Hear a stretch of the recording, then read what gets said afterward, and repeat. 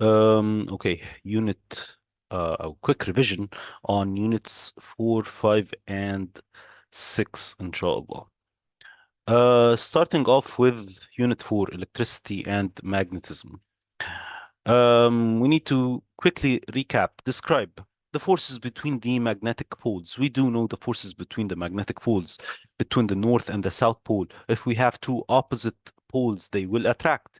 If we have two similar poles, they will repel. North and North will repel, South and South will repel. North and South will attract. Describe what is an induced magnetism. Induced magnetism is the magnetism created, okay? The magnetism created or the magnetism generated in an iron bar, for example. It's the magnetism created or generated in an electromagnet, for example. Okay, this is what I mean, okay, when I say induced magnetism. Induced magnetism is the created or generated magnetism. State the differences between the properties of temporary magnets and permanent magnets. Yes, we know that the temporary magnets, such as the iron, will lose its magnetism. And we know that the permanent magnets, such as the steel, will keep its magnetism. State the difference between magnetic and non-magnetic materials. As we know that we have only four magnetic materials. What are the four magnetic materials? Iron, steel, cobalt, okay, and nickel. We have four magnet. Anything else will be a non-magnetic material. Describe a magnetic field as a region in which the magnetic poles experience a force. It's a region. What's a magnetic field? It's a region around. What's a magnetic pole? What's a magnetic field? It's a region around a magnet in which other magnets experience a magnetic force. Other magnets will experience either repulsion or attraction when they are inside a magnetic field. This is what I mean when I say a magnetic field. Draw the pattern and the direction of a magnetic field. Yes, the pattern of a magnetic field around a permanent magnet. If we have north and south, okay, it's always moving from the north to the south, from the north all the way to the south. This is the magnetic field. We can draw several lines. Two of them would be close, for example. Okay, we have two lines which are close, and then one of them would be much further away, indicating that as we move further away from the magnet, the magnetic field gets weaker. State that the direction of the magnetic field at the point is the direction of the force of the north pole of the magnet at that point. Yes, that's the direction of the magnetic field. That's when we use a compass. When we, for example, when we put a compass at this position, it always looked to that direction. If we had a compass in this position, it would look to the left. Okay.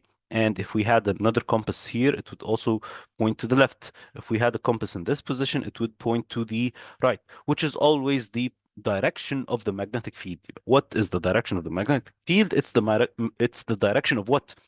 Of the force on the north pole of a magnet at that point. What is the magnet? It's the compass. I'm talking about the compass. The compass is a magnet. So the direction of the north pole of the magnet. Where is the north pole of this magnet? Where's the north pole of this compass? The north pole is the head. Okay, the compass head, the pointer. This head is the north pole. So if this is the direction of the north pole, then the direction of the magnetic field would be outwards. If this is the direction of the north pole, then the direction of the magnetic field will be inwards. This is what I mean when I say what is the direction of the magnetic field. It's the direction of the north pole of a compass or of another magnet inside, okay, or the force exerted on that magnet inside a magnetic field. Describe the plotting of magnetic field lines with a compass. With a compass, yes, we know we can remember that we need to use the compass and put or place the compass in several positions around the magnet. When we place the compass in several positions around the magnet, what do we do? In each position, we draw an arrow. No, we draw an arrow. For example, the arrow is facing to the right at this position. At this position, it's also facing to the right. On the left and the right sides of the magnet, it would the arrows would face to the left.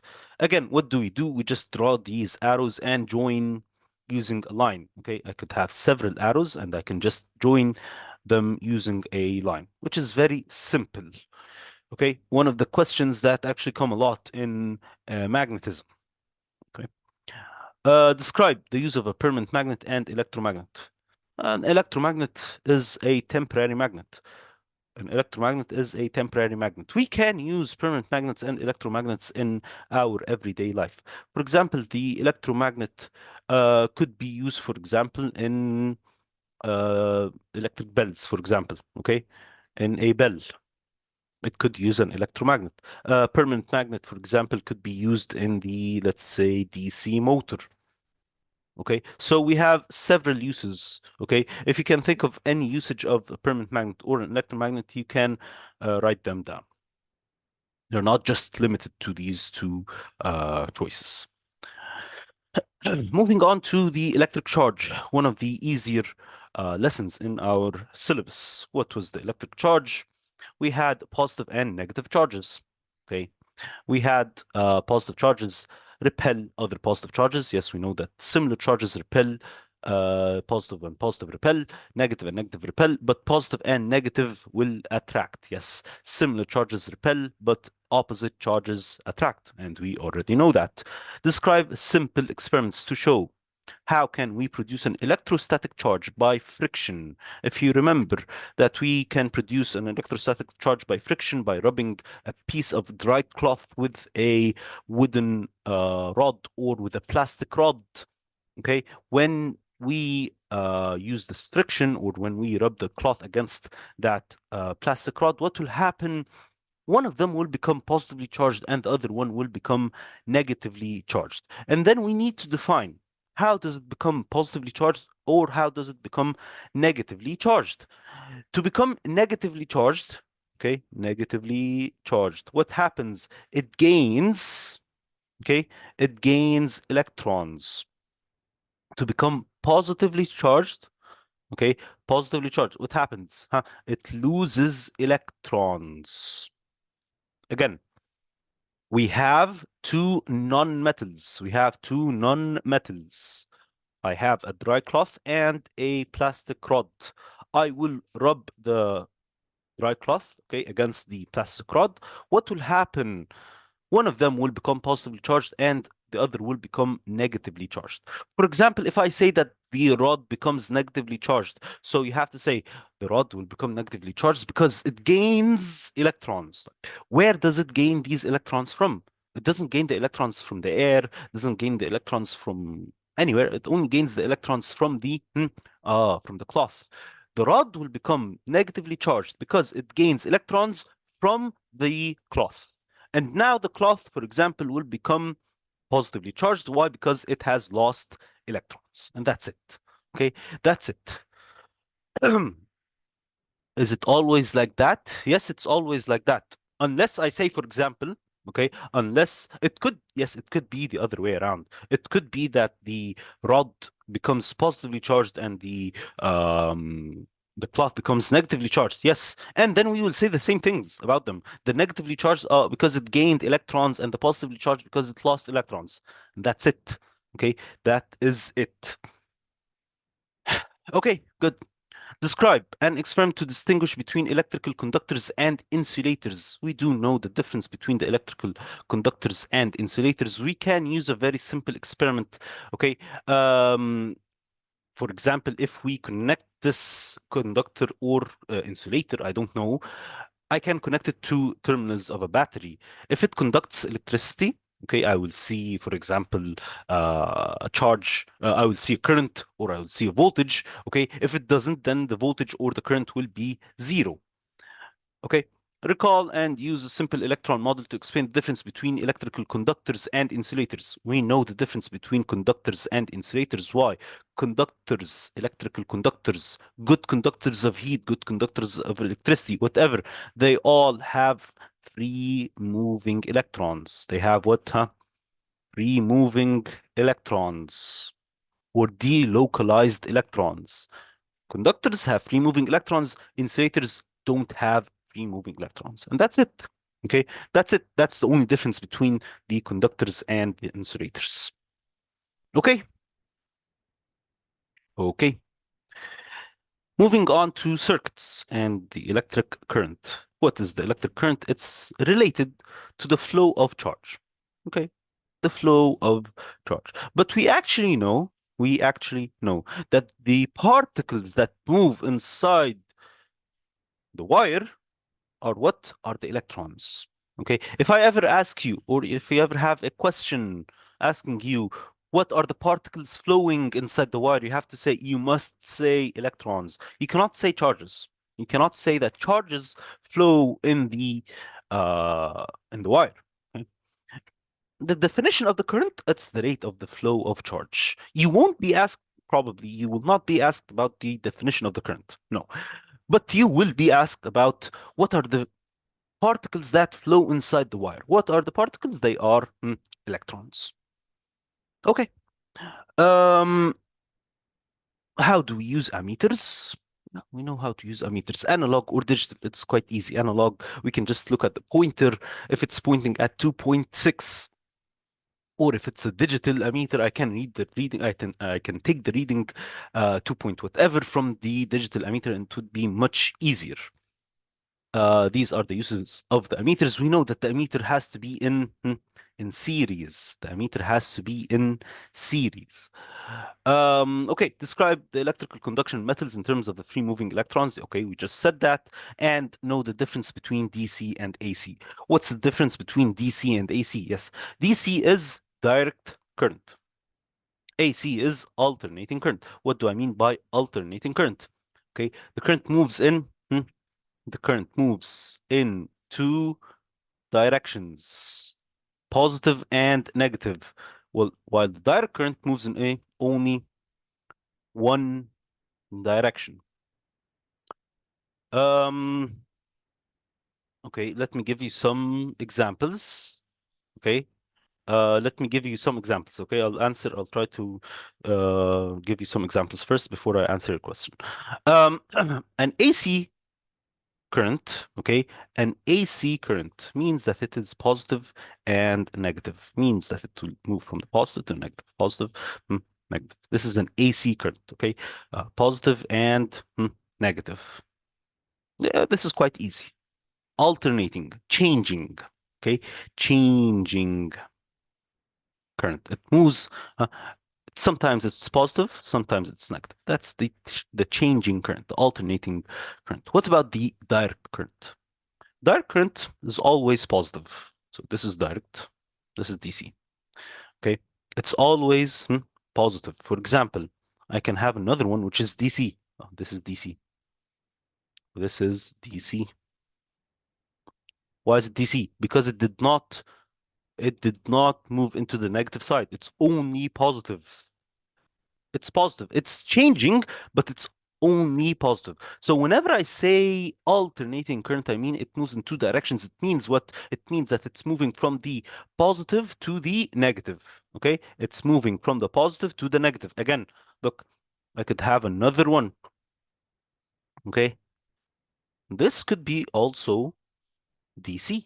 This is a DC circuit, and this is a DC current. Okay? Both of them are DC currents. The current could change, it could increase, it could decrease, whatever, but as long as it has not yet moved to the negative side, then it will remain DC. It will remain on the positive side, for example. Okay, it's only moving in one direction. It could increase a little, it could decrease a little, but as long as it is moving in only one direction, then it remains DC. Okay, what's your question? يلا بسرعة. مثلا هو يعني ايه بيقول لك one only one direction يعني يعني ايه اكزامبل عليها في الحياة الطبيعية يعني واللي هي دي سي والاي سي. DC, we use DC circuits, for example, in batteries. DC circuits, okay, are in, ليه okay, بقى؟ batteries. Okay, they have to be in DC. خلاص يعني when they when they first made the batteries, Okay, whenever they tried to make it in as an AC, an alternating current, it didn't work. So a battery had to be in DC. For example, your phone, okay, the battery of your phone, it has to be in DC. Whatever battery you have, it must be a DC circuit, a DC, a direct current. But the alternating current, for example, all of the power sources, okay, all of the power sources in your home, wherever in school, okay, in a factory, all of the power sources have to be alternating current. Why alternating current? Because alternating current could be much higher, it could be much more reliable, okay, could give a lot more current, okay. Anyway, you don't need to go into too much details about why مستر، هو we ازاي use اصلا DC. الكرنت بيختلف يعني؟ How does it differ? It has to do with the generator. Okay, the generator could produce more current or it could produce less current. Okay, um, that's it. Okay, it could produce more or less. Um, current بيكون positive or negative. The current يعني current it could be positive or negative. It depends on the graph. Okay, current depends on the graph. Okay, for example, هنا it is positive 5 and then it could reach negative 5. That's it. Positive or negative, it means it's moving in one direction or it's moving in the opposite direction. That's it. That's it when I mean, okay, positive or negative, alternating current. You have a question? Hmm. مستر، ازاي هو الباتري ازاي دي سي؟ مع الباتري بيكون فيه جزئية نيجاتيف وجزئية ما بوزيتيف. هو again ال DC battery means that it's moving in only one direction. شباب, any circuit has to have a positive end and a negative end. Any circuit has to have a positive and a negative. That's how you can complete a circuit. You can't switch on a battery or switch on a phone or whatever using only the positive end. No, you have to use the positive and the negative to complete the circuit.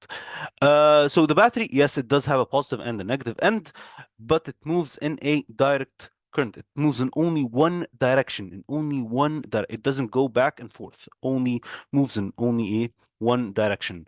Can be used to generate electricity, both of them. Yes, we have some power sources which are uh, direct, such as the battery, and some power sources which are alternating, such as the generator or the power sources in your homes. Okay. Yeah, moving on to the potential difference, the voltage. Okay, so we talked a lot about the current. Now we can talk about the voltage. Voltage, we have, we can name the voltage two different names, either electromotive force, EMF, or potential difference. Either we name the electromotive force or we can name it the potential difference. Electromotive force is usually the voltage of the battery, okay? The voltage of the power source, okay? This is the electromotive force. The potential difference is the voltage, okay, of a device. The voltage of the resistor, the voltage of the motor, the voltage of the television, whatever, okay, it's a device. So whenever I have a device, it has a voltage. My phone, for example, has a voltage of 5 volts. I won't name it the voltage of my phone. I won't name it the voltage of the motor. I won't name it the voltage of the device. I will call it the potential difference. Also, the same applies for the power source. If I have a battery, if I have an output, okay, in our homes, for example, the output is 230 volts. These 230 volts, what will I name it? I'll name it the electromotive force. Electromotive force. What do I mean by the electromotive force? This is the output voltage of a battery. It is the output voltage of a power source. It has a definition, okay? You can memorize the definition if you want. If you want, you can just memorize the definition. What is the electromotive force? It is the electrical work done by a source, done what? By a source in moving a unit charge around the circuit. In moving the huh, in moving the charge around the circuit. But the potential difference is the opposite. Is the work done, okay, by a unit charge. The first one is by a source. the power source, the electromotive force is done by the source. The potential difference is done by a charge in passing through a component. That's why we name the potential difference the voltage of the component. We name the electromotive force the uh, okay, we name the potential difference the voltage of the component or the device. We name the electromotive force the voltage of the power source or the battery. Okay? Okay, that's a very simple, yani, that's the simple explanation. If you want to memorize the definition, you can just memorize it, okay, or just take a screenshot or whatever. This is the definition of the electromotive force and the potential difference. Will you be required to state the definition?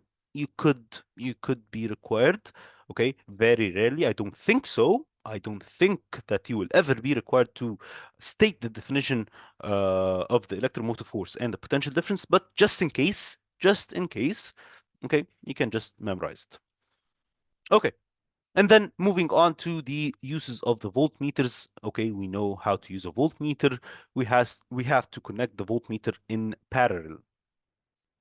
We have to connect the voltmeter in parallel, not in series. The ammeter was in series. The voltmeter has to be in parallel to the device or in parallel to the power source or whatever.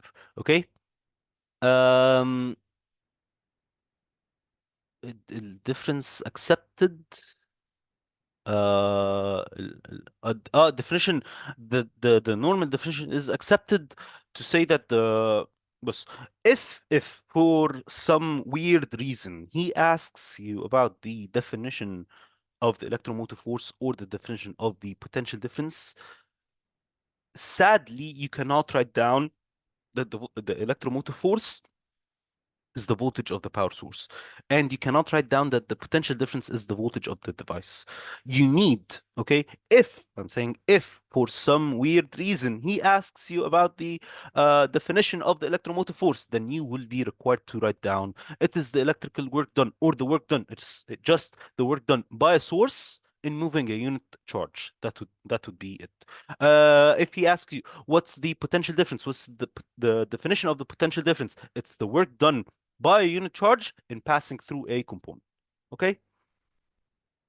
Okay. Um, moving on to resistance. Again, resistance was the opposition of the current. Okay? The resistance was whenever I have a current, the resistance, what does the resistance do? It just opposes the current. It wants to stop the current. It wants to stop the current. R equals V over I, we know it, okay? An experiment to determine the resistance. Yes, we know how to determine the resistance. We need to use an ammeter and we need to use a voltmeter. The ammeter will find the current, the voltmeter will find the voltage, and then I could determine the resistance. Do not forget that the unit of the resistance is ohms. The unit of the resistance is, ohms. Please do not forget the unit. State the relationship, okay? State the relationship of the resistance of a metallic wire to its length and to its cross-sectional area. Okay.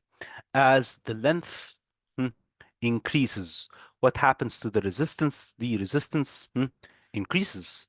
As the area increases, what happens to the resistance? The resistance decreases.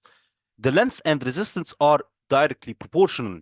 uh, They are directly proportional, but the area and the resistance are inversely proportional. As the area increases, the resistance decreases. Okay, direct and inversely proportional. Okay. Good. Okay. Energy and electrical power. Two new equations that we are required to know. Okay. Electrical circuits transfer energy. Yes, we know how they transfer energy because the initial energy stored inside the battery is the chemical energy. Initial energy stored inside the battery is the chemical energy. Whenever this energy, okay, whenever we connect the battery to two wires, for example, what happens? The chemical energy starts to convert into electrical energy inside the wire, and then this electrical energy is transferred to the lamp, for example, which then produces light energy and heat energy. The lamp. Okay, how can I calculate the power or the energy inside a lamp or inside the device. P equals IV. Power equals current times the voltage. Okay, and definitely the power would have a unit in watts. Energy equals IVT, which is quite intuitive because the energy was equal to the power times time. So energy equals power, which is IV, times the time, which is T. And energy would have a unit of joules. Okay. Last but not least, the kilowatt hour. Kilowatt hour is what? Kilowatt hour is a unit of energy. Kilowatt hour is what, يا شباب? It's a unit of energy. This is a unit of energy. Again, energy equals power times time. Okay. But in this case, the power has to be in kilowatts and the time must be in hours to calculate the energy in kilowatt hours. Okay. In kilowatt hours, the power has to be in what? Huh? In kilowatts, and the time needs to be in hours. So, for example, if I say the time in 2 days, so we know that in 2 days we have 24 hours times two, which will be a total of 48 hours per day. I'm sorry, a total of 48 hours, and that's it. For example, the power used per hour is what? Let's say it's 3 kilowatts. So 3 kilowatts for a total time of 48 hours. You'll just multiply 3 times 48. It would give you a total of, I guess, 146. Okay, correct me if I'm wrong. 146 what? Kilowatt hours. Okay, kilowatt hours. That's the total energy used in 2 days. The total energy used in what? In 2 days. Okay, we have two units for the energy. Energy could be in joules. Energy could be in joules, or the energy could be in what? In kilowatt hours. He will state, okay, the question will state whether he wants the unit in joules or if he wants the energy in kilowatt hours. Okay. Um, Again, question is, why do we calculate kilowatt hours? It's not just for the sake of calculating kilowatt hours. No, it's for calculating the cost. Okay, how much will I pay, for example, after 1 month of using this appliance? Okay, if I keep on using let's say, the electrical kettle, okay, constantly, every day, every hour, okay, for a whole month, how much will I pay eventually? How much will I pay after 1 month or after 1 year? Okay, what is the amount of, how much will I pay? I need to see what does it cost. Okay, what does it cost? Let's say, for example, if 1 kilowatt hour costs 0.5 pounds, okay, or let's say 2 pounds, 2 Egyptian pounds, okay, then you'll say, oh, so you use the total of 146 kilowatt hours. 146 kilowatt hours. You need to multiply this by the cost per hour, which is 2 pounds per hour. So 146 times 2 would give you a total of 292 pounds. This is the total amount that you will pay after using this appliance for whatever amount of time. Again, what do I do? Again, very simply, what do I do? Energy equals power times time. To find the energy in kilowatt hours, I'll just multiply the power, but the power needs to be in kilowatts. The power needs to be in kilowatts, and the time in hours. Okay, so the power was 3 kilowatts. The power was 3 kilowatts. What if, for example, what if the power was 3,000 watts? To convert 3,000 watts to kilowatts, all you need to do is divide by 1,000, which would give you 3 kilowatts. So this is the power now. I'll multiply the power times the time. I said 2 days, for example, 2 days. 2 days have 2 times 24 hours. So I multiply 2 times 24. So basically, kilowatt hours, kilowatt times the hours would be 3 times 48, which would give you a total of 146 kilowatt hours. That is the amount of energy used after 2 days. Sorry, yes, after 2 days. This is the energy used in 2 days. Like, what is the cost of this energy? Well, you're not using energy for free. You have to pay. How much will I pay? I will pay for each kilowatt hour. Okay, for each kilowatt hour that I use, I will pay £2. So I've used a total of 146 kilowatt hours. I have to pay £2 for each of these kilowatt hours. So I'll just multiply 146 times 2, which would give me a total of £292 after 2 days. Okay, which is a lot. Yes, I know it's a lot. This you've been using an appliance which is 3 kilowatts. To be honest, 3 kilowatts is a lot for an appliance. For an electrical appliance, 3 kilowatts is a lot. Okay, that's it. Okay, that is it. Kilowatt hours. Actually, this is one of the questions that is expected to be in your test.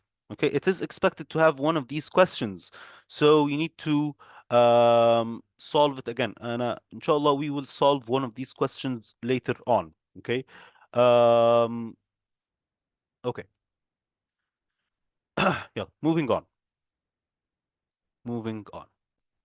Electrical circuits. We have some components. Okay, we have a lot of components that we actually need to know how to draw.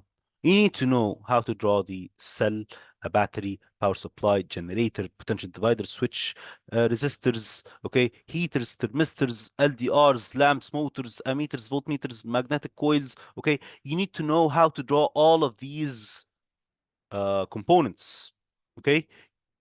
You are not required as core students, okay, as core students, you are not required to know how to draw, okay?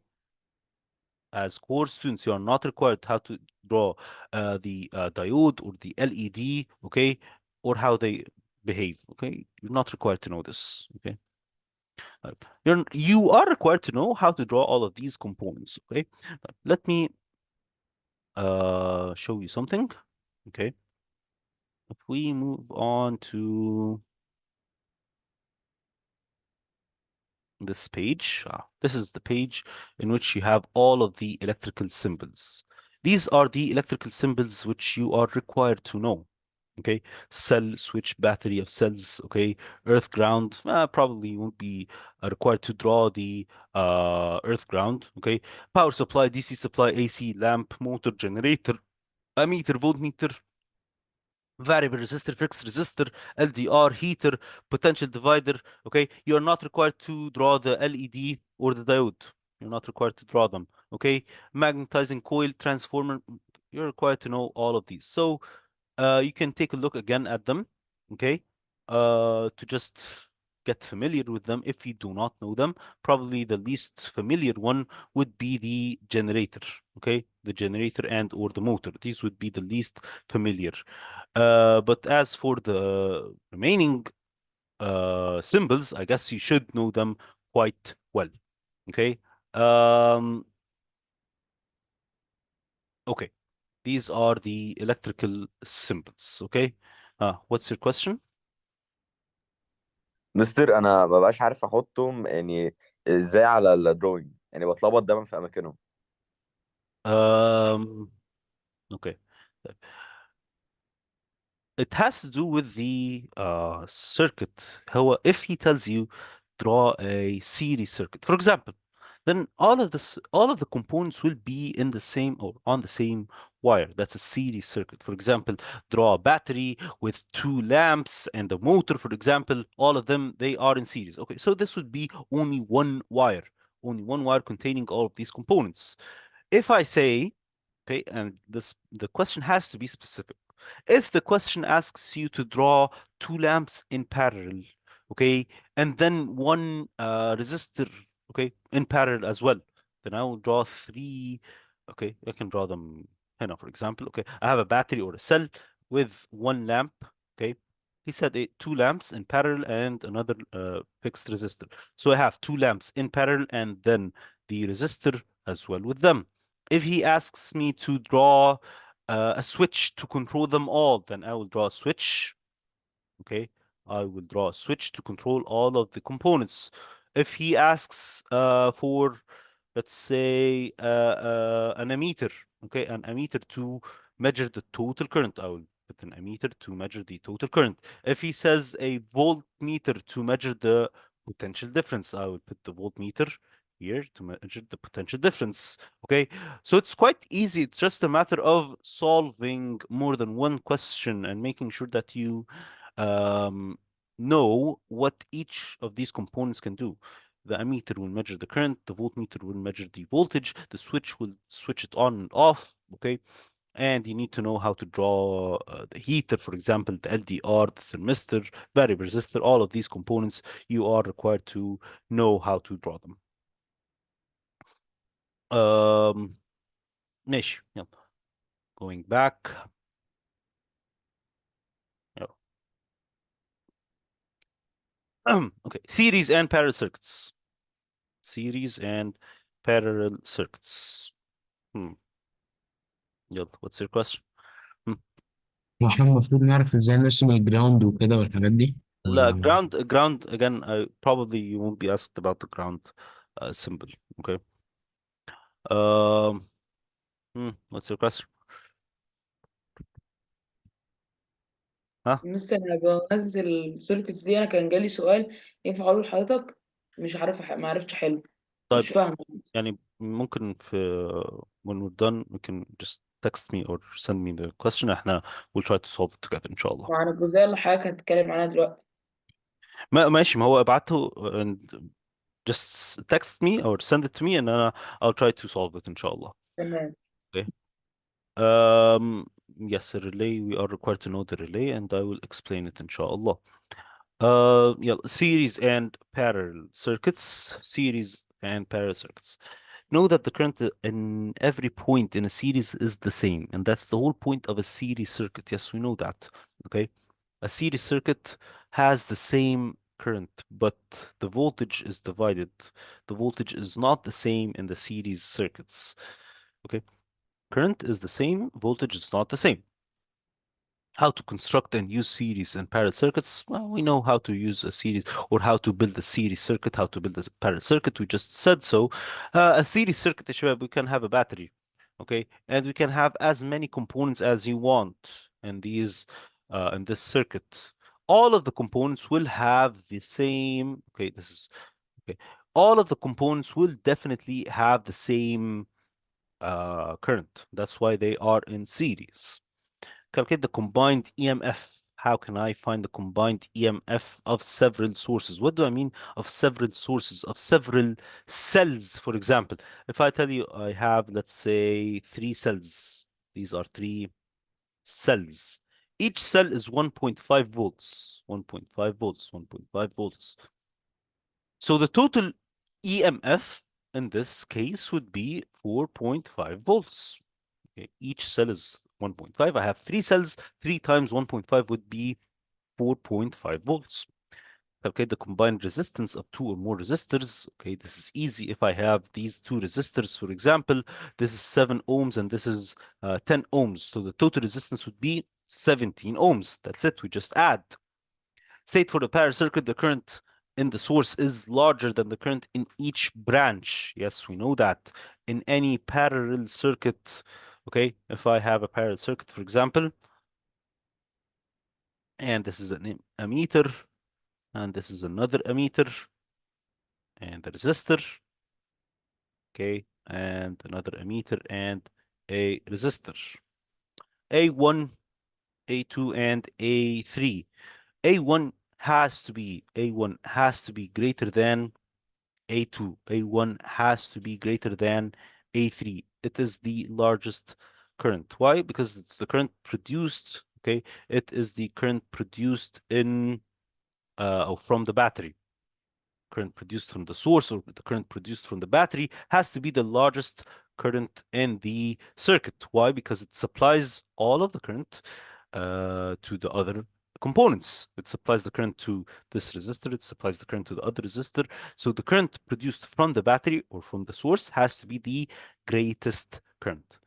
Point 3, combined resistance of, okay, combined EMF. The whole point is one cell We name one cell a cell. A battery is a combination of cells. A battery is if we add 3, 4, 5, 6 cells together, okay? So these cells will have a total voltage of what? If each cell is 1.5 volts, 1.5 volts, 1.5 volts, 1.5 volts. Then you have, in this case, you have three cells. 1.5 times 3, 1.5 times 3 would give you 4.5.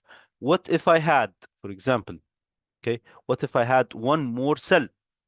What if I had one more cell? Then you would just add 1.5. So 1.5 times 4 would be 6 volts. This would be the total EMF. This would be the total voltage of the power source, the total voltage of this battery that we have. Okay? Okay. State state that the combined resistance of two resistors is less than the resistor on its own. Yes, we know that if we have two resistors, for example, I have a resistor and then another resistor, they are both in parallel. They are both in parallel. And for example, this resistor is 10 ohms while this resistor is 20 ohms.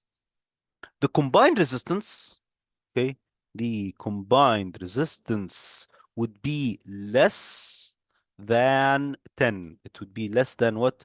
10 ohms. You are not required to calculate the combined resistance. You are only required to know that the combined resistance would be less than 10.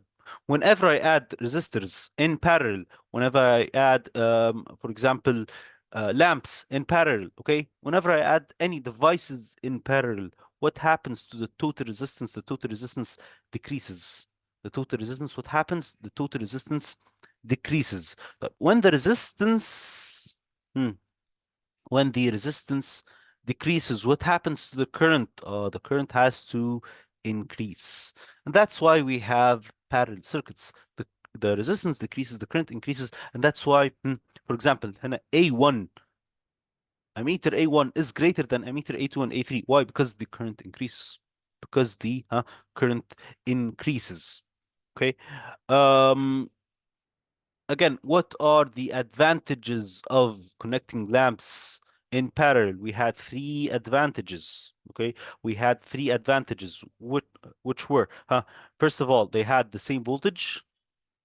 They had the same voltage. They had the same PD, potential difference. Okay, they had another very important advantage. We can switch each one on and off independently. We can switch on and off independently.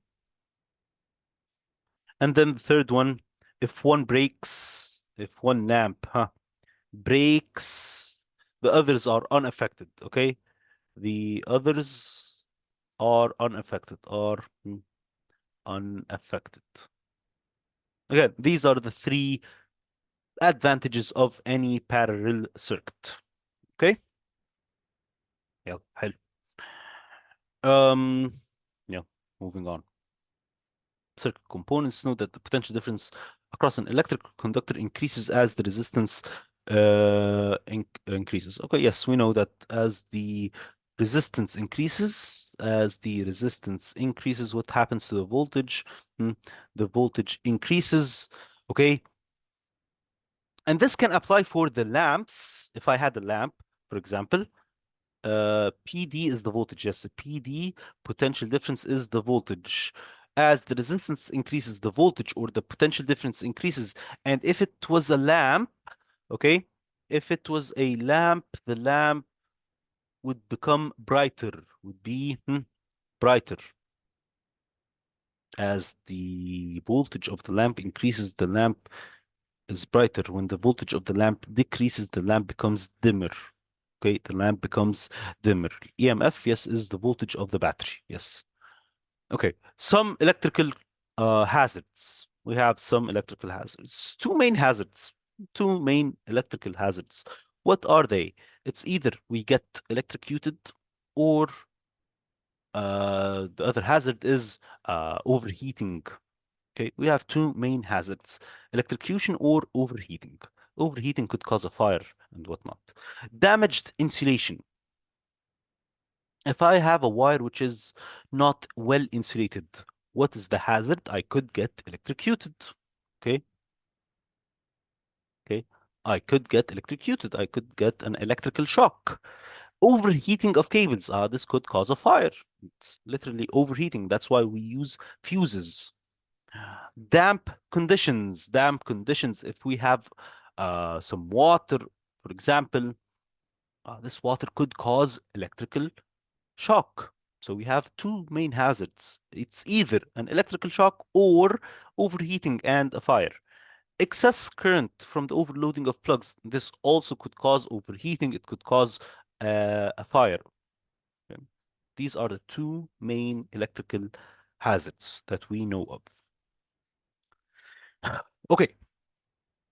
Yeah. Know that a main circuit consists of a live wire, neutral wire, and an earth wire. Explain why a switch must be connected to the live wire for the circuit to be switched off safely. Okay. How do we increase the size of the EMF in the coil? لا, we still haven't reached that point yet. Okay, we have three wires. Okay, most of the electrical devices,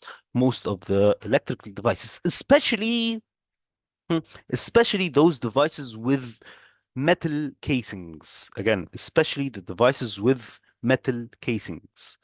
They have to have an earth wire. What's the difference between a live wire, a neutral wire, and the earth wire? We can have three wires. The live wire, if I have, for example, this is a metal casing, okay? This is, for example, the dishwasher. This is a washer. Dishwasher is an electrical appliance. It also has a metal casing. It has a metal casing. Okay. I have three wires in this dishwasher. What are the three wires? I have the positive, I have the negative, and then I have the earth. The positive, I call the positive the live wire. This is the live wire. Okay. The live wire has to be connected to the dishwasher and then all the way back to the negative, which is the neutral wire. Neutral wire. Okay, what's the earth wire? The earth wire is a wire connected to the earth, literally from the dishwasher all the way to the earth. From the dishwasher all the way to the earth. It's literally a wire connected from the metal casing to the earth. What's the use of this earth wire? Why do we use an earth wire? Okay, why do we use an earth wire? Earth wire protects the casing. It protects us as humans from an electrical shock. Earth wire, what does it do? Earth wire. What does an earth wire do? It protects, okay, us from an electric shock. Electric shock. When could this electric shock happen? When could this electric shock happen? If for some reason, this live wire, okay, touches the metal casing. The metal casing is uh, is a good conductor of electricity. And the live wire has all of the current. So if for some reason this live wire touches the metal casing and then we as humans go touch the metal casing, we will get electrocuted. We will feel this electric shock. But again, what does the earth wire do? If there is a current in the metal casing, if the metal casing is, if the metal casing is live, okay? It takes all of the current, it passes all of the electrons, it passes all of the charges right into the earth. And then we will not get electrocuted, inshallah. Okay, but again, protects us from an electric shock. How or when? Okay, if the live wire, wire touches, if the live wire touches the metal casing. If the live wire touches the metal casing, then the earth wire will definitely protect us from this electric shock. How? Okay, he won't ask you how, but how? Because all of the electrons will flow from the metal casing all the way to the ground, all the way to the earth, and we will not get electrocuted. That's it. This is the functionality of an earth wire. Earth wire is quite important, especially Hmm? Especially for the um, electric devices with metal casings. With what? Huh? With metal casings. There's something called double insulation. Okay. Something is called double insulation. What is the double insulation? Again, some of these points you will never be asked. Okay. Never. You'll never find any questions, especially about the double insulation. But what is a double insulation? A double insulation is what happens if you do not have a metal casing.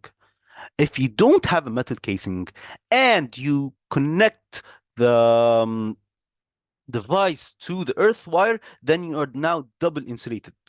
Why? Because even if the live wire touches the casing, it's not metal now.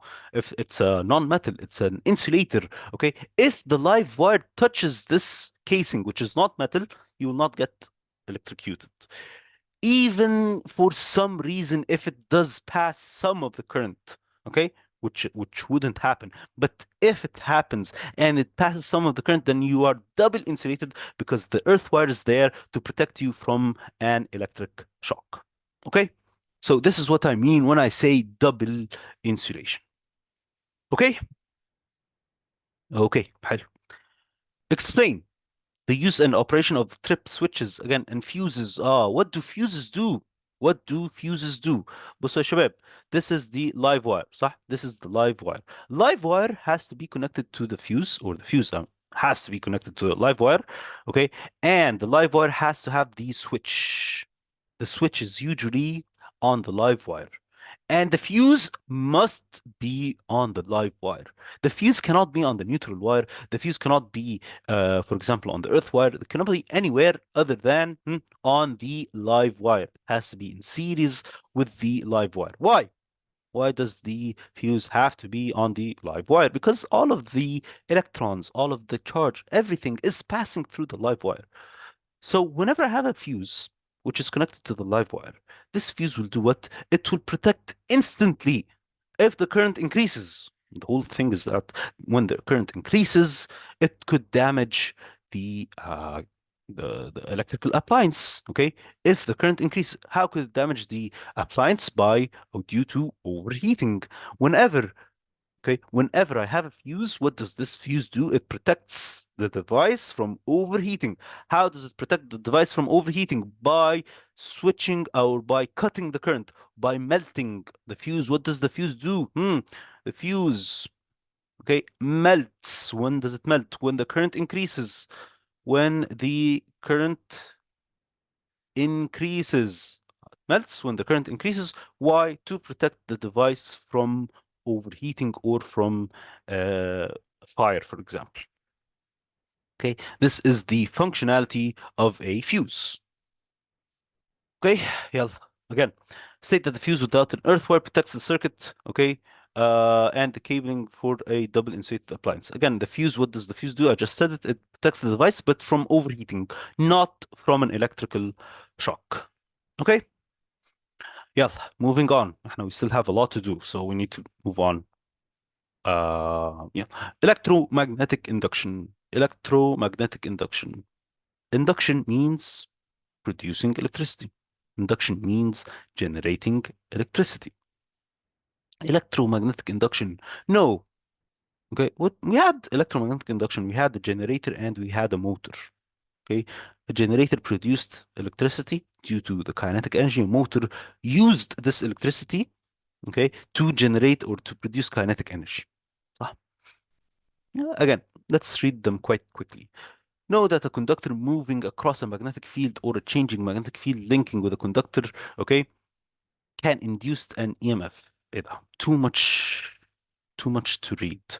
Know that a wire, conductor, this is a wire, moving across a magnetic field will induce a current. What do I mean by that? For example, this is an AC generator. For example, if I had, okay, this is the North Pole and the other side is the South Pole. Okay, North Pole and the South Pole. If I had a wire, okay, and this wire was connected to, let's say, an ammeter, or a galvanometer or whatever, if this wire moves up or down, again, if this wire moves up or down, what will happen? A current will be induced in the wire. And that's the whole point of point one. Okay. What will happen? A current will be induced. What do I mean induced current? What do I mean by induced EMF? Okay. Induced current or induced EMF means a generated current. A generated current or a generated EMF. I produced the current. I produced the EMF. Was it initially in the wire? Did the wire initially carry a current? No. The wire initially didn't have anything. It was a dead wire. It didn't have current or voltage or whatever. Okay. Um. Okay. If the wire does not move, it will not produce any current or EMF. If the wire starts to move, it will produce a voltage or EMF or current or whatever. But this wire needs to move perpendicularly to the magnetic field lines. Where are the magnetic field lines? They're from the north to the south. They are from the north to the south. These are the magnetic field lines. If the wire moves up and down, if the wire moves up or down, it is cutting the magnetic field lines. Again, very simply, if the wire moves up or down, it is now what? It's now cutting the magnetic field lines perpendicularly. What happens if the wire moves from the left to the right? What happens if the wire moves from the North Pole to the South Pole? Keeps on moving from the north to the south, from the north to the south. What will happen? Nothing. No current will be generated, no EMF will be induced, nothing will happen to the wire. This this ammeter or this galvanometer, ammeter, a galvanometer, voltmeter, whatever, okay, this galvanometer will not deflect. It will not deflect. What do I mean by that? It won't deflect. It will stay stationary. It will not move. If the wire moves to the left and to the right. But if the wire starts to move up and down, what will happen to this galvanometer? It will start to show, it will start to deflect. It will start to move to the left and to the right. Okay, it will start to move to the right and to the left. It will start to say there is now دلوقتي a current in the wire. There is a current in the wire. There is a voltage now produced. Why? Because the wire is moving up and down, because the wire is cutting the current. We have another example for this induction of current. What is the other example? I could have the galvanometer connected to, okay, a coil, galvanometer connected to a coil. And then I had my magnet north and south. This magnet had a magnetic field. Again, the magnetic field is from the north to the south. Yeah. From the north to the south. What will happen to this magnet? It will start to move to the right, to the left. This magnet will start to move to the left. As it moves to the left, what happens? Okay, what is happening as the magnet is moving to the left? The magnetic field lines cut. The magnetic field lines, what? Oh, the magnetic field lines cut the coil. As they cut the coil, what happens? A current, okay, is induced in the wire. That's it. Again, what happens as the magnet moves to the left? Okay, as the magnet moves to the left, these magnetic field lines, okay, where are the magnetic field lines? Around the magnet. Can we actually see these magnetic field lines? No, we can't actually see these magnetic field lines. Okay, they're invisible. Okay, but they're there. What do I mean by cutting? Okay, what do I mean by cutting? I don't mean that the literal meaning, cutting using scissors or whatever. No, cutting means that they are passing through the wire. They're passing through the coil. That's what I mean by cutting. As the magnet moves to the left, these magnetic field lines, these blue lines that I just drew, what will happen to them? They will pass through the coil. They will cut the coil. Okay, when they cut the coil, what happens? A current is generated. A current is produced. A voltage, an EMF is produced in the wire. How can I know that the voltage is now produced? How can I know that there's a current in the wire? I will look at the galvanometer. Okay, this is my galvanometer. I will look at my galvanometer and I will find the galvanometer deflecting to the left or to the right. As I move in one direction, it will move in one direction. As I move to the other direction, it will deflect to the other direction. Okay, the galvanometer keeps on moving left and right, left and right. Why? Because, for example, I'm moving the magnet from the left to the right. Okay, I'm moving the magnet from the left to the right. So the galvanometer keeps on deflecting. What do I mean by deflecting? It keeps on moving from the left to the right, indicating that there is an alternating current. There's a what? An alternating current, a changing current.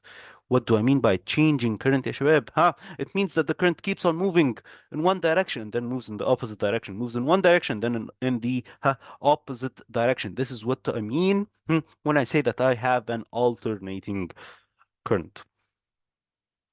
How can I now increase the current produced? How can I increase the current induced in this wire? I have three factors. I have three factors to increase the current produced. I need to increase. How can I increase the induced current? I have three factors. What are they? Okay. Okay. What are the three factors that increase the current? Faster speed, stronger magnet, and increase the number of turns in the coil. Faster, speed. Okay, what are the three factors? Okay, I can write them here. Okay, one, faster speed. Okay, you need to move the magnet faster. You need a stronger magnetic field, magnetic field, and stronger magnetic field. Okay, and you need more turns, more turns on the wire, in the coil, and that's it. Three factors that affect the magnetic the current. Okay, three factors that affect the size of the current. Okay, the magnitude of the current produced. Okay. Okay حلو. Okay. uh okay so بص احنا we need to move on. Okay. By the end, if you still have any questions, just remind me to go over this part again. Okay. Um, yeah, magnetic field or magnetic effect of a current. Magnetic effect of a current. Describe a pattern. Describe the pattern and direction of the magnetic field due to the current in a straight wire, okay, or in a solenoid. Magnetic field due to a straight wire or due to a solenoid. How do we draw it? If we had a wire moving into the page, if you remember, into the page, right hand rule, grip into the page, right hand rule, grip, it would rotate, clockwise. This is into the page. If you don't know how to do it, just memorize it, okay? Into the page is clockwise. So clockwise. This is into the page. If it was out of the page, okay, if it was out of the page, it would be in the opposite direction, anti-clockwise.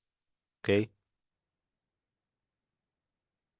Okay, this is out of the page. Out of the page. This is anti-clockwise. This is if we had a wire moving into the page or out of the page. Okay. What if we, okay, what if we had a coil? What if we had a coil? How would we draw the magnetic field of this coil? The magnetic field of the coil, this is my coil, for example. Probably you wouldn't be asked to draw the magnetic field of a coil, but you just need to understand that the magnetic field of coil, inside the coil, it would be a straight line كده. Inside the coil, it would be a straight line. Outside the coil, it would loop, like the permanent magnet, for example. Outside the coil, Okay, to have some loops, on. Yeah. These are the loops outside the coil, and inside the coil it would be a straight line. Um, Describe how the magnetic effect of a current is used in relays and loudspeakers, and given examples of their applications. Okay, relays. Relays. One of the questions that you rarely have in your exams. Relays are one of the questions that you rarely have in your exams. What are relays? Relays are, okay, devices. Let me draw a simple drawing for the relay. What is a relay? A relay would be, I have a small current on this side, okay, and a switch, and this is a coil, okay? And then on the opposite side, I would have another switch. I would have another switch like this one, okay? Connected, for example, to a bell. This is a bell. Okay, it's connected to a huge alternating current. This is, let's say, 230 volts alternating. Okay, this is only 5 volts DC. It could also be connected to a lamp to indicate whatever. What happens? What happens? Again, just listen up. What is a relay? What is a relay? This is the drawing of a relay. Where's the relay? This is the relay. This box is the relay. What happens? What happens when the current passes through the coil? What happens when the current passes through the coil? And I have the coil and I have a current passing through the coil. What happens? It starts to create a magnetic field. It starts to create a magnetic field. This magnetic field, what will it do? It will attract this switch. It will close the other circuit. It will attract the switch and closing the other circuit. Very simply put, what does a relay do? It allows a small current circuit, this is a small current circuit, to operate or to switch on a large current circuit without without touching it. احنا as humans, did I touch the large current circuit? No. I only operated on the small current circuit. I switched it on, for example, the small current circuit, and then the large current circuit, it switched on by its own. How? Using the relay. But again, what does the relay do? What does the relay do? It uses the magnetic effect. Relay, okay? What does a relay do? Okay? It uses the magnetic effect, the magnetic effect. Uses the magnetic effect. Why or how does it use the magnetic effect to switch on a large current circuit, using a small, okay, current circuit. Again, what does it do, يا شباب? It switches on a large current circuit using a small current circuit. Using what type of effect? The magnetic effect. Where was this magnetic effect generated? In the coil. Okay, we have this coil which produced a magnetic field. This magnetic field attracted, okay, what did it attracted? The switch. Then the other uh circuit was switched on due to what? Due to the magnetic effect. Okay. Okay. This is very simply or very quickly the relay. حلو. Well, moving on. What do we do with a relay? Okay, what do we do with the relay? Instead of you as a human having to physically interact with a large current, what's the problem with a large current? Okay, what's the problem with a large voltage? You could get electrocuted. You could, okay, get electrocuted from the large current or the large voltage. So instead of getting electrocuted, instead of any accidents happening, you can use a relay to switch it on and off without you touching it on your own. Okay, a 5 volts wouldn't electrocute you. 5 volts has a very small voltage and a very small current. It wouldn't electrocute you. Okay, so you can use this small relay to switch on high voltages without having to physically interfere with these large current circuits. Okay. Okay. Yeah. DC motors. DC motors describe an experiment to show that the force acts on a current carrying conductor in a magnetic field. Okay, in a magnetic field, I can include the effect of reversing the current and reversing the direction of the magnetic field. What is this? This is a DC motor. A DC motor I would have, for example, hmm, this is the North Pole. This is the North Pole, and on the other side I have the South Pole. Okay, this is the South Pole. Again, I have the wire between them. I have the wire between them, but this wire is connected to a battery.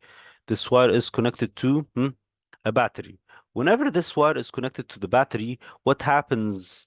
Okay, a current will pass in the wire. A current will pass in the wire. This current will create a magnetic field. This magnetic field will interfere with the other magnetic field. Where's the other magnetic field? Oh, from the north to the south. When I have two magnetic fields interfering, what will happen? A force. Okay, a force will happen. For example, okay, I will tell you that this wire will move upwards.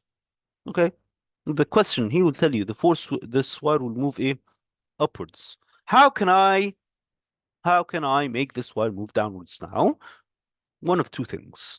Either you reverse the current or you reverse the direction of the magnetic field. Again, how can you make this wire move in the opposite direction? It's either you reverse the current or you reverse the direction of the magnetic field.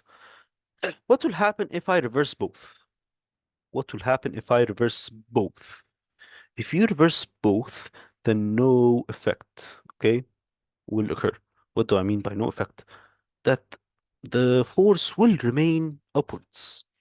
The force will, in this case, for example, the force will remain upwards.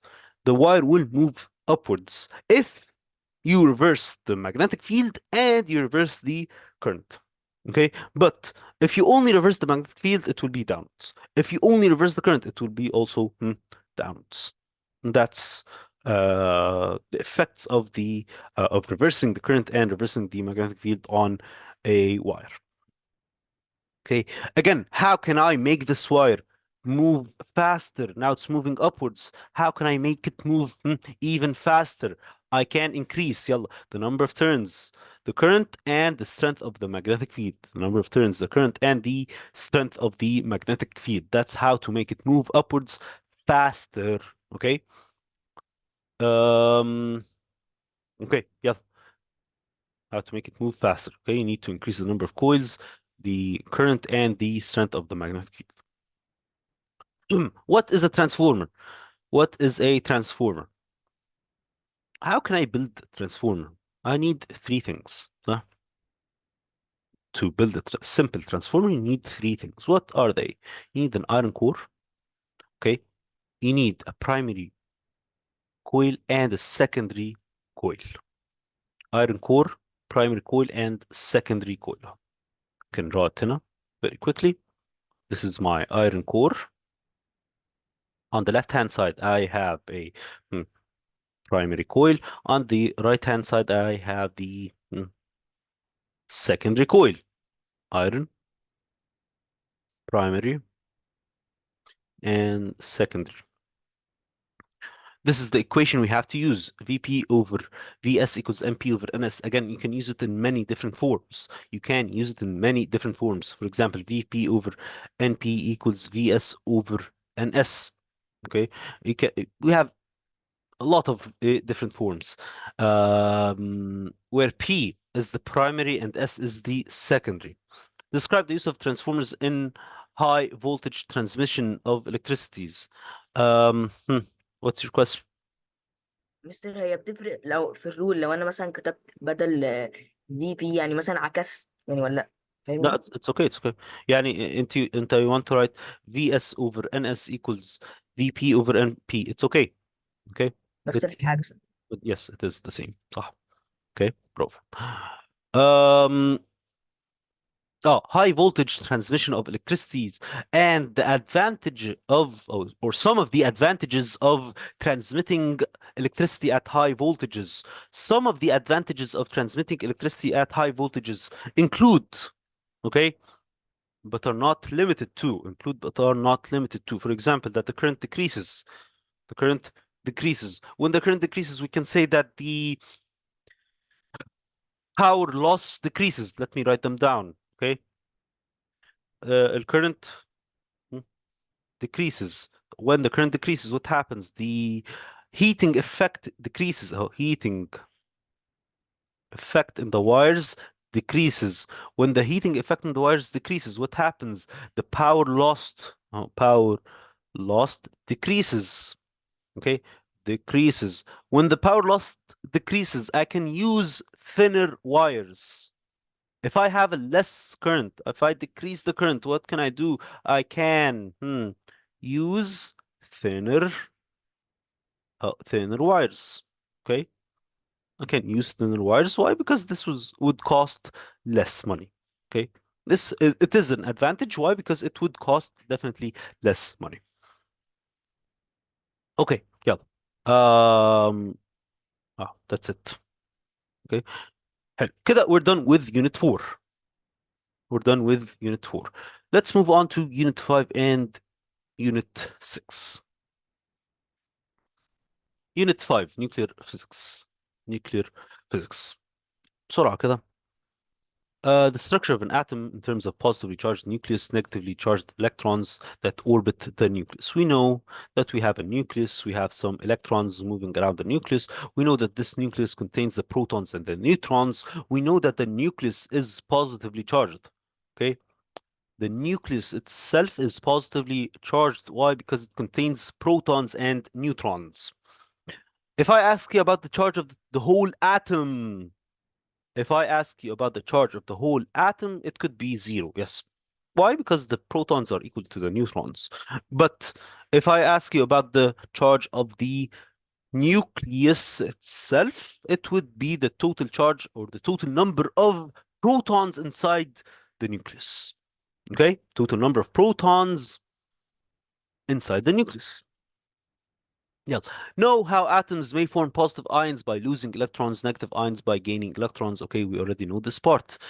Yeah, the nucleus, again, very simple.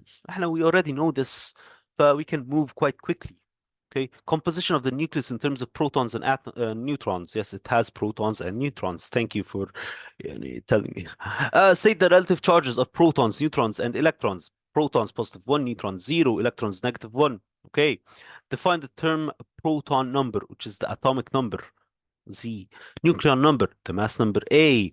And we have to use this nuclide notation. In physics, we have to use this nuclide notation in which X is the element symbol. For example, carbon. Okay? Carbon has 6 protons, and the total mass number of the carbon is 12. So it could be carbon 12. Okay? What is an isotope? If I have carbon, again, 6 but 14, okay? Mass number has to be, okay, the number above. Mass number has to be the number above. It must. In physics, again, I'm talking about physics. You must write down the mass number above, okay, and on the left side. Okay, you have to write it in this specific notation. What is an isotope? An isotope is the same element. Okay, an isotope is the same element, same number of protons, same atomic number. Oh, same atomic number, but different nucleons. صح? Different nucleons, nucleon number, or different neutron number, or different mass number. They're all the same. Okay, again, what is an isotope? It's same proton number. It's the same element, but different mass number, different nuclear number, different number of neutrons. How can I find the number of neutrons? 14 minus 6 would give me 8. 12 minus 6 would give me 6, this is the number of neutrons in carbon 12, and this is the number of neutrons in carbon 14. Okay, okay, whenever I say, for example, uranium, okay, uranium 235. For example, if I said uranium 235, then you already know that the mass number is 235, that the nucleon number is 235. This is the mass number. Okay, if I say plutonium, whatever, okay, carbon 14, carbon 14 means that the 14 is the mass number, it's the nucleon number, it's the number of protons plus neutrons in this element, okay, in this isotope. Okay, ماشي, easy. يلا, moving on. Radiation. Why do we talk about isotopes? Because when we have isotopes of elements, these isotopes are usually unstable. These isotopes usually make the element unstable. What do I mean by an unstable element? Unstable elements mean that they keep on giving off some radiation. They keep on giving radiation. They give radiation such as alpha, beta, or gamma radiations. This is if I have a radioactive material, if I have an isotope or whatnot. But we have some naturally occurring background radiation. What's the background radiation? We have many sources around us that give off some radiation. Is this radiation harmful? No, it's not harmful. Okay. Is the background radiation around us harmful? No. Okay. The sun gives off radiation. Cosmic rays from outer space, they give off radiation. Okay. The food and drink, they give off some radiation. The rocks and the buildings, the radon gas in the air, all of these are different types of radiations. We call these radiations what? The background radiation. Okay. It's found هنا in my room, for example, in your room, in a lab, wherever. If we get the GM tube, okay, the GM tube is the device that measures the radiation. If I use that GM tube without any sources, without any uranium, for example, or plutonium or whatever, if I switch on this GM tube, it will measure radiation. It will measure a very small count rate. It will measure the background radiation found inside the room. Okay. Now, know that ionizing nuclear radiation can be measured using a detector. Okay, this detector is the GM tube, as I just said. Use the count rate measured in counts per second or counts per minute. Okay, it's quite easy. Count rate, for example, uranium could give off 500 or 1000 or whatever number. Okay, this is the count rate. This is the radiation being given off by the uranium or plutonium or whatever radioactive material that we have. حلو. Okay. 3 types of nuclear emission. Hmm. 3 types of nuclear emission. How we said that we have 3 types of nuclear emission. And this nuclear emission is always spontaneous and random. Spontaneous and random. You never know which atom will decay first. You never know which atom will decay at what time. Okay? You don't know what factors affect the radiation. For example, if the weather is cold or if it's hot, okay, if it's nighttime or if it's daytime, okay, winter or some, you don't know, okay. There are no factors that actually can affect the amount of radiation being produced. So if we have a radioactive material, there's just nothing that will affect the amount of radiation being produced. Okay? Only after a while, we'll talk about the half-life. But other than that, there are no external factors that can affect the amount of radiation being produced by a certain radioactive material. Okay. Um, okay. We have 3 types of radiations: alpha, beta, and gamma. Gamma, okay, is the only radiation that does not have a mass, it doesn't have a charge, it doesn't have anything. It's only an electromagnetic wave. It's some sort of energy. It's some sort of energy. Whenever you produce this energy, Okay, this energy takes off يعني it's uh, how can I say it? Okay. Um let's discuss first alpha and beta, and then I'll discuss gamma because it's very trivial. Honestly, gamma radiation is one of the easiest radiations that we have. Okay, let's just discuss alpha, beta, and gamma very quickly. The nature, the ionizing effect, the penetrating abilities very quickly. Again, alpha. What is an alpha? Okay, if we can remember. Okay, yes, gamma is electromagnetic radiation. Okay, what is alpha يا شباب? Alpha, احنا we said it is a helium, it's a helium what? Helium nucleus. You cannot say it's a helium atom. Alpha is not a helium atom. It's a helium nucleus. Why? Because it has four, okay, and two protons, two neutrons. The total mass number of the alpha is four. The total proton number or the total atomic number of alpha is two. Okay. البيتا. What's a beta يا شباب? It is an electron. Okay, it's a negatively charged electron, 0 and -1. 0 and -1, it's an electron. The mass could be considered to be 0. Okay, and the relative charge of a beta is -1. And definitely the gamma is nothing. Okay, gamma. What is a gamma? What's the nature of a gamma? It's an electromagnetic radiation. Electromagnetic radiation. حلو. طيب, what about the relative ionizing effects? The ionizing effects. The strongest ionizing effect is the helium, is the alpha. Why is it the alpha? Because it has two protons. Okay, why is the alpha? Because it has two protons.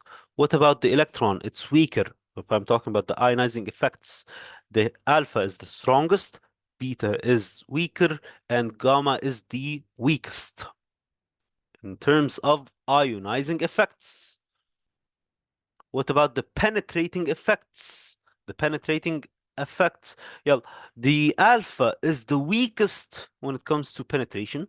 The beta is a bit stronger, and the strongest is the gamma radiation. Gamma radiation is the strongest. Why? Because it can penetrate almost anything. The gamma radiation can be stopped or can be reduced by, okay, the gamma radiation can be stopped or can be reduced by what? By a thick lead wall or a thick concrete wall. Okay, again, the alpha can be stopped by a sheet of paper, very simply. Okay, the beta can be stopped by a an aluminum or a thick aluminum sheet. Okay, penetration. What do I mean by penetration? It means that it can pass through something.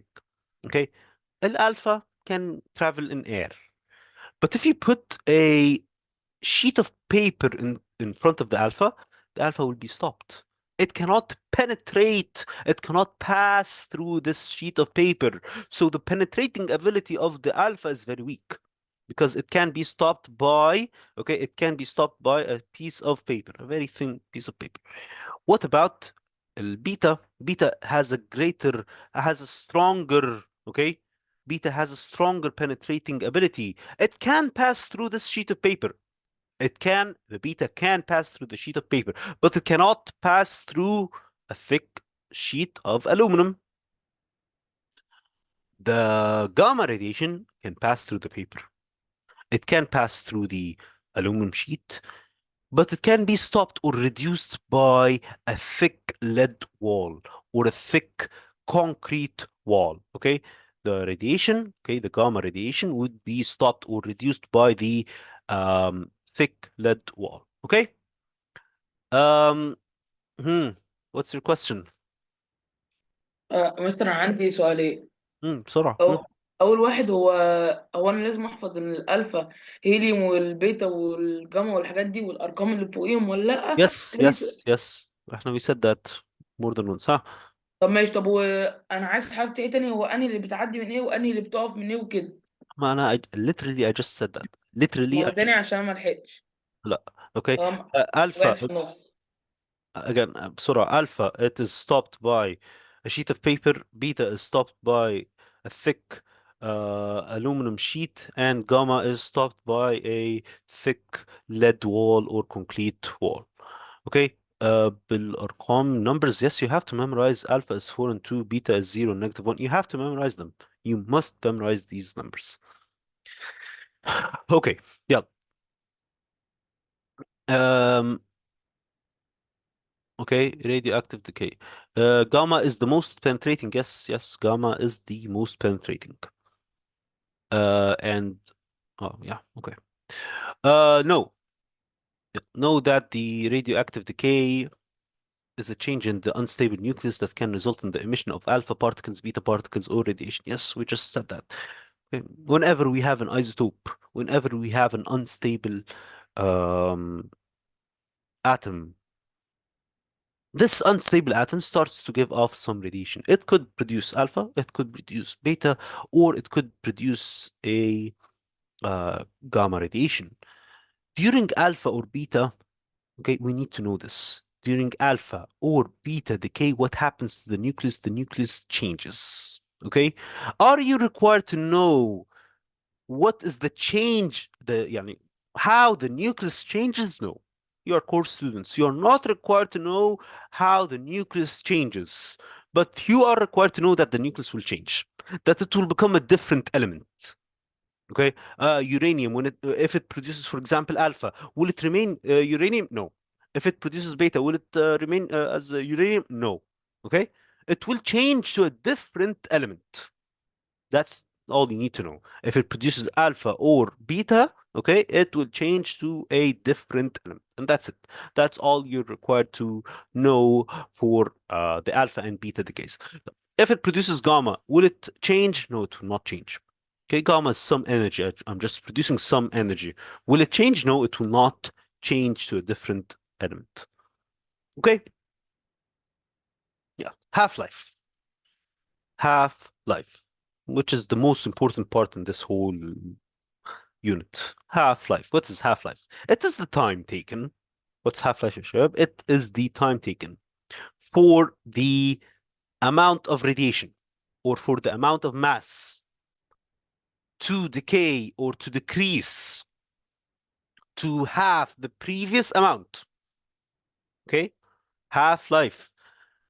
Define that the half-life of a particular isotope as the time taken for the half of the nuclei of that isotope in any sample to decay. Half of that, okay, sample to decay. You need, for example, if I started off with 1,000, okay, so if I divide by 2, 500, what is the time taken? Huh? What is the time taken for the mass to reach from 1,000 to 500? The time taken is called the half-life. If the half-life is 10 years, okay, so this is the half-life. It will take 10 years if I had an initial mass of 1,000. After 10 years, I will measure the mass, I will find it 500. But what will happen if I measure it after even 10 more years? After 20 years, it will be 250. If I wait 10 more years, what will happen? It will be 125. So each 10 years, what happens to the initial amount? What happens, not the initial, to the previous amount? What happens to the previous amount? It gets halved. It gets divided by 2. And that's what I mean by the half-life. Okay, that's what I mean by the half-life. One of the most famous questions you have regarding the half-life, okay? One of the most famous questions regarding the half-life is, okay, let's say, okay, let me give you an example. For example, the initial, okay, count rate of some uranium, the count rate was, the count rate was, let's say, 1024. Okay, this is the initial count rate of the uranium. Counts per minute or counts per second, whatever. The half-life, okay, the half-life of this uranium, we'll say it is 5 years. Okay, the half-life of this uranium is what? Is 5 years. I need to know, okay? I need to know what will happen or what is the count rate after, okay? What happens if I leave it the total time of let's say 20 years. what will happen if I leave it for a total time of 20 years. Very simply, what do I do? Okay, very simply, what do I do, يا شباب? Okay, all you have to do is divide 20 by 5.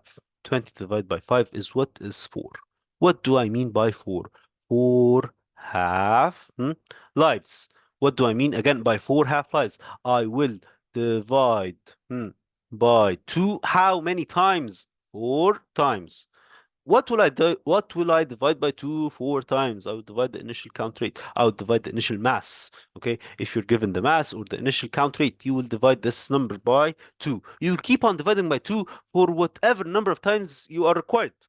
Okay. So, for example, for example, I will start 1024 divided by 2 is 512. Okay. Divide by 2 once. Divide by 2 twice.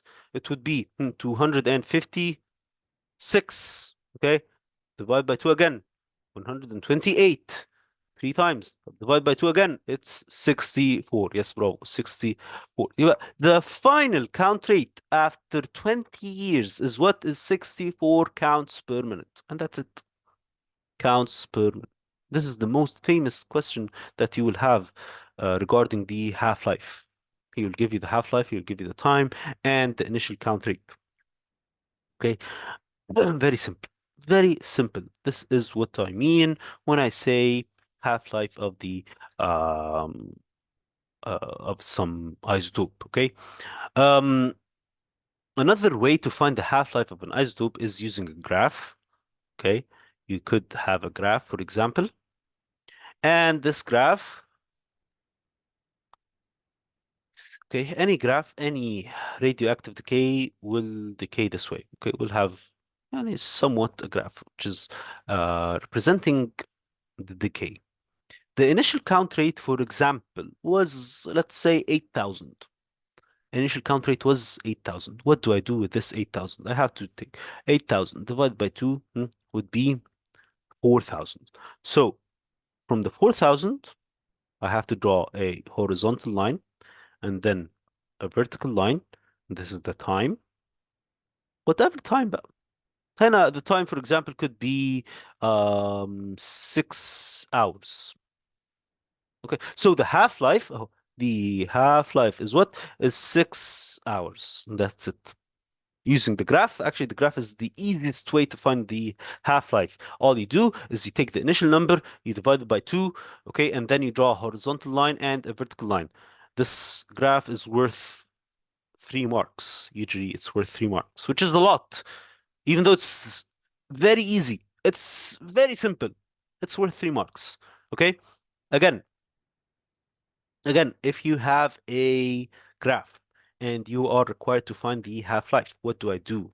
What do I do? I take the initial count rate. Okay? For example, if the initial count rate was instead of 8,000, it was only 250. Okay, what do I do with this 250? Again, I divide by 2. But 250 divided by 2 is 125. Okay, so using the number 225, I will draw a horizontal line. And then whenever this horizontal line touches the graph, touches the decay, what do? I draw a vertical line to find the total time taken. Okay, this is the time of the half-life. 6 hours. It could be whatever time from your graph. Okay. Okay. Yeah. Some of these safety precautions. Some of the safety precautions. How state the effects of ionizing nuclear radiations on living things, including cell death, mutations, and cancer. We know them. Okay. We know that the radiations such as the gamma radiation can cause cancer. It could cause cell damage. It could cause cell mutation. Okay. It could cause skin diseases. These are some of the health effects.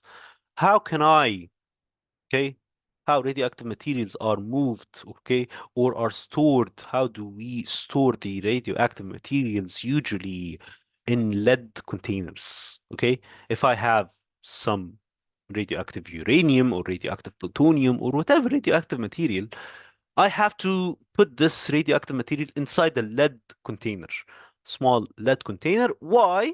Why is it a lead container? Because the lead could prevent the gamma radiation from penetrating. It could prevent the gamma radiation from affecting us as humans. Okay, so this was very briefly, very quickly, the radioactive decay. Okay, Unit 5. Good. Moving on to Unit 6, Space Physics. Moving on to Unit 6. ماشي. Actually, space physics was quite interesting. I like space physics personally. I like teaching space physics. Okay. Space physics is very interesting. Let's go through it very quickly. Inshallah, it wouldn't be that hard. I think it would be quite easy. We'll go through it, we'll skim through it quite quickly, inshallah, and then um, we'll see if you have any questions. Okay, we will discuss all of the points. Um, okay, Transformers. We discussed Transformers a long time ago. We discussed Transformers like I guess an hour ago or something. Okay, we may go back to it when we're done, inshallah. Yeah. It's not interesting. I think it's interesting. If you don't think it's interesting, it's okay. Again, it's okay. Let's let's go. Let's start with space physics. يلا. The Earth. Okay, space physics was divided into two sections. The first section was the Earth and the solar system. The second section was the galaxies and the whole universe. Starting off with انت what's your question ازاي the sun and planets we will discuss how the sun and planets were formed. We are going to discuss this, don't worry. Yeah, the earth and the solar system. What is the earth? It rotates around its own axis once every 24 hours. Yes, we know that the rotation of the earth takes 24 hours to rotate one complete rotation, which is one day. This rotation, okay, this rotation gives you gives the apparent, it gives what the apparent rising and setting of the sun. The sun doesn't actually move. The sun doesn't actually move, but due to the Earth's rotation around its own axis, this is what makes us feel that the sun is moving from the east to the west. It's not actually moving. The Earth is what's rotating around its own axis. The Earth orbits the Sun, yes, in 1 year. We know that 1 year is 365 days, okay? 365 days. And this is what causes the the seasons. The rotation of the Earth around the Sun is what causes the seasons. Know that it takes approximately 1 month for the moon to orbit the Earth. 1 month, one lunar month is around 28 days. Again, one lunar month is around what? 28 days. So if I tell you what's the orbit of the moon, how long does the moon take to orbit the Earth, you're going to say 28 days. And the moon's cycle, we know that the moon cycle, it starts off with a new moon, which is completely dull, and then it moves on to a full moon, okay, after let's say 14 days, okay? After 14 days, it becomes a full moon. In between, from the new moon all the way to the full moon, it starts off with a waxing crescent, and then the first quarter, and then a waxing gibbous, and then it reaches the full moon. After it's done waxing, it starts to wane. So once it reaches a full moon, it starts to become a waning gibbous. Then after waning gibbous, it becomes the third quarter, and then a waning crescent, and then back to a new moon after 28 days. Yep. Solar system contains, now we know our solar system contains the sun, 8 planets. It has, okay, one star, and our solar system only has one star. We have the 8 planets. We know them. Uh, Mercury, Venus, Earth, Mars, Jupiter, Saturn, Uranus, and Neptune. We have some dwarf planets. Okay, we have some dwarf planets such as Pluto. Okay, we have some asteroids. We have some comets. Okay, we have some asteroids and we have some comets. We have some moons that orbit planets. We have some moons that orbit the planets. What's your question? يعني ايه الدور؟ ايه okay, I didn't hear you. But anyway, we have some moons that orbit the planets, and then we have some comets. احنا we said we have some comets and some asteroids. The difference between the comets and the asteroids is that the comets have a tail. Okay, the comets had initially some ice and some dust. And as this ice melted, what happened? It created a tail behind the comet, so it looks very spectacular to see when you see a comet in the sky. Okay, these are the objects that we have in our solar system. Okay, these are the objects that are found in the solar system. My very excellent mother just served us noodles. Yes, that's how we can remember the planets. My very excellent mother just served us noodles. Yes. No, that in comparison to each other, the 4 planets nearest to the sun are we have 4 inner planets and we have 4 outer planets. The 4 inner planets are what? Are rocky, small, okay, and usually have higher temperatures. The 4 outer planets are gaseous and large and usually have less temperatures. Okay, inner, outer. Inner, small, rocky, temperatures high, outer, gaseous, large, and have lower temperatures. The accretion model for the solar system. What's the accretion model? Again, the accretion model was the model which we used to describe how the solar system was formed. How the solar system was formed initially. The solar system, initially, everything in the universe actually was some dust and some nebula. This dust and nebula, what happened to the dust and nebula? It started to, okay, get closer due to gravity. All of these dust particles and okay, dust. What happens? They got closer due to the gravity. Once they got closer, the temperatures started to increase and the gravity started to increase and the pressure started to increase, creating a sun, okay, creating a huge ball of fire, huge ball of energy in the center. This huge ball of energy still had a lot of dust, a lot of particles, a lot of rocks, a lot of asteroids, still rotating around it. As these particles were still rotating, they also start to join. Okay, they also started to join together, forming smaller, forming small rocks, and then onto larger rocks, and then onto larger protoplanets. When these protoplanets start to form, proto means, what do I mean by protoplanet? It means a initial planet, a small planet, a planet which is not yet completed, a planet which is not yet completed. Um, anyway, these protoplanets started to form. When we formed these protoplanets, after some time, they created the planets, which were the 4 inner planets and the 4 outer planets. The 4 inner planets were rocky. Why? Because most of the gases, okay, most of the gases had escaped. Why did they escape? Due to the very high temperatures of the sun. Most of the most of the gases in the 4 inner planets. What happened? They escaped. Why? Due to the very high temperatures of the sun. Where did they escape to? They escaped to the outer planets. They escaped to the gaseous. That's why we call them gaseous planets, because they took all of the gases from the 4 inner planets and they formed huge gaseous planets.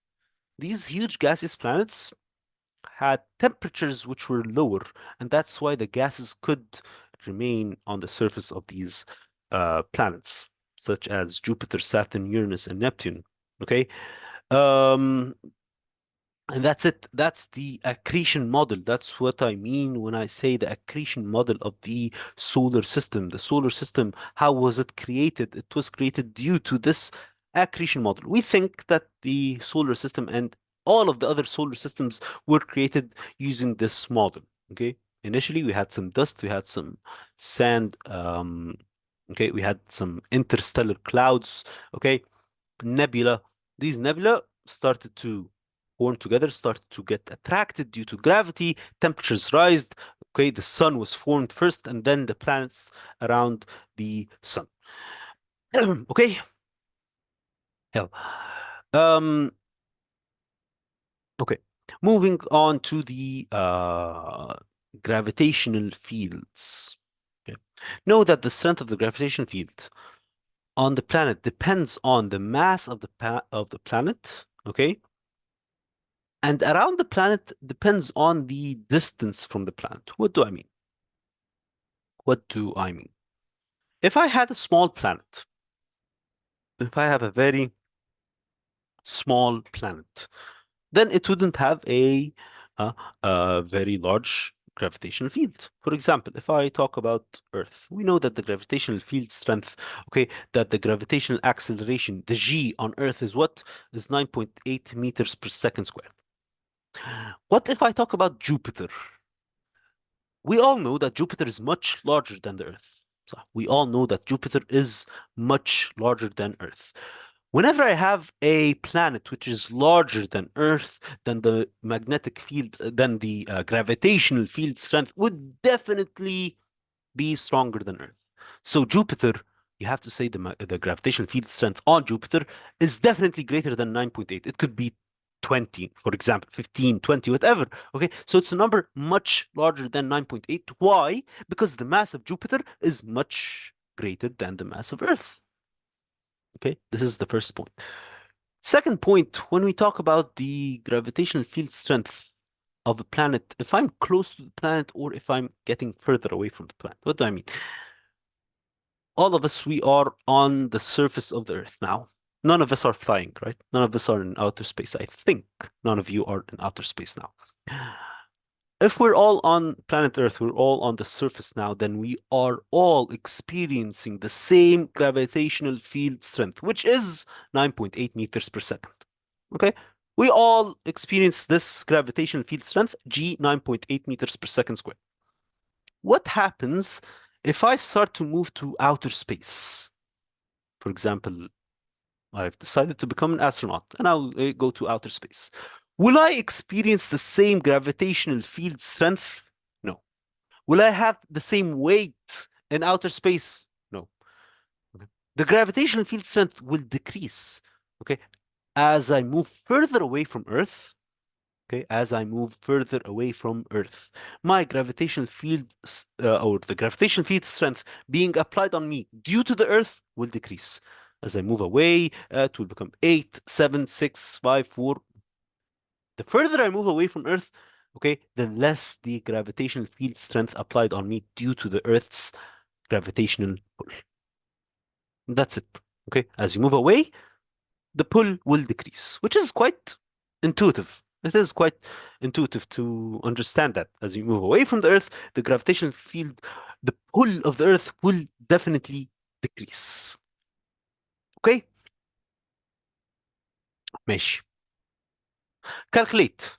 يلا. Calculate the time it takes light to travel a significant distance. Distance equals, يلا, or speed equals distance over time. So we can find the time equals distance over speed, and you will be given the speed of light. You will be given the speed of light, which is 3 times 10 to the power of 8 meters per second. And then you can have the time, you can have the distance, and you can measure the time.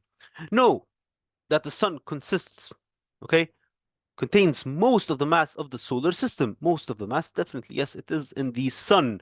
The sun consists of 99% of the mass of the solar system. The sun, يا شباب, is a million times larger than Earth. A million times larger than the Earth. So if I get a million Earths, not 1,000, not 10, not 100, okay, a million Earths, and I put them together, I could barely get the mass of the sun. Okay, that's why it contains 99% of the mass of the whole solar system. Know that the force, know that the force that keeps objects in orbit around the sun is what is the gravitational attraction of the sun. The sun has a huge mass, and this huge mass is what keeps pulling on the objects around it. The Earth, all of the planets, the asteroids, the comets, the moons, all of them are attracted to the sun. Why? Due to the gravitational attraction of the sun. Okay. Okay. Yeah. Stars and the universe. Yeah, we're almost done. We're almost done. Know that the sun is a medium-sized star. Okay, we know that the sun is a medium-sized star, consisting mostly of what? Of hydrogen and helium. The sun consists mostly of what? Huh? Hydrogen and helium. You have to memorize this. Hydrogen, and helium. And then the sun radiates three types of energies, three types of electromagnetic waves. Okay, most of the energy radiated by the sun is either infrared, visible light, or ultraviolet. Again, the sun mainly, okay, consists of hydrogen and helium. The three main radiations given off by the sun are what? Infrared radiation, visible light, and ultraviolet radiation. We have to memorize them. Okay? Yeah, the stars, galaxies. The galaxy we live in is called the Milky Way. صح? The Milky Way. Our solar system is part of this Milky Way. Galaxies are made up of billions of stars. Billions of the Milky Way has up to I guess 100 billion. Okay, the Milky Way has up to 100 billion stars. Each star could have planets, several planets, 8, 9, 10, 50 planets, whatever. Uh, Other stars that make up the Milky Way are much further away from the Earth than the Sun is from Earth. Definitely, other stars are much, much, much further away from Earth. Astronomical distances can be measured in what? In light years. Light years. What is a light year? What is a, you have to memorize this. What is a light year? Light year is a distance. Light year is a distance traveled in 1 year, okay? Distance traveled in space by light in 1 year. You can write it in whatever form you like. What is a light year? A light year is the distance traveled by light in 1 year. That's it. Distance traveled by light in 1 year. That's it. That's what you need to know. Light year is a distance. It's not a time. Light year is a distance traveled by the light in 1 year. Okay. حلو. جميل. The universe. Milky Way is one galaxy. How many galaxies are there in the universe? How many galaxies are there in the universe? We have billions of other galaxies. Billions, hundreds of billions of other galaxies. But our Milky Way is approximately, we need to memorize this number, okay? Our Milky Way is approximately, how long? It's approximately 100,000 light years across. The diameter of our Milky Way is what? Is almost 100,000 light years. This is the diameter of our Milky Way. Other galaxies could be larger or could be smaller, doesn't matter, but the Milky Way is around 100,000 light years across. What is redshift? Okay, what is redshift? Redshift is an increase in the observed wavelength of electromagnetic radiation emitted from the receding stars and galaxies. What? Receding stars and galaxies. If you have very, very distant galaxies, when the scientists observed these very distant galaxies, they found out that these galaxies were moving away. They were moving away at very high speeds, actually, not they were moving away at very high speeds. How did they know that these galaxies were moving away? They measured the wavelength. Okay, they measured the wavelength of the waves of the light being produced from these galaxies. When they measured the wavelength of the light being produced from these galaxies, they found out that the wavelength was increased.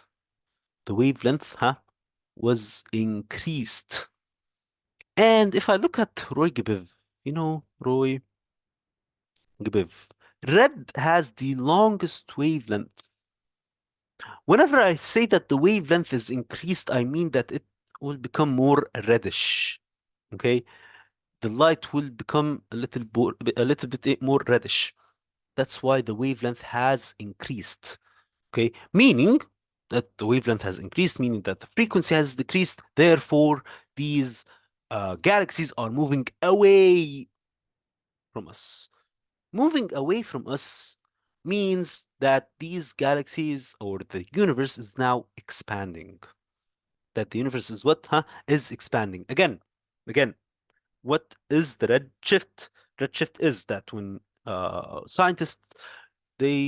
scientists looked at the very distant galaxies, okay, when they observed the very distant galaxies, what did they find? They found that the wavelength of the light being emitted from these galaxies had a slightly shorter wavelength. Okay, longer, I mean, I'm sorry, a longer wavelength, okay, and less frequency.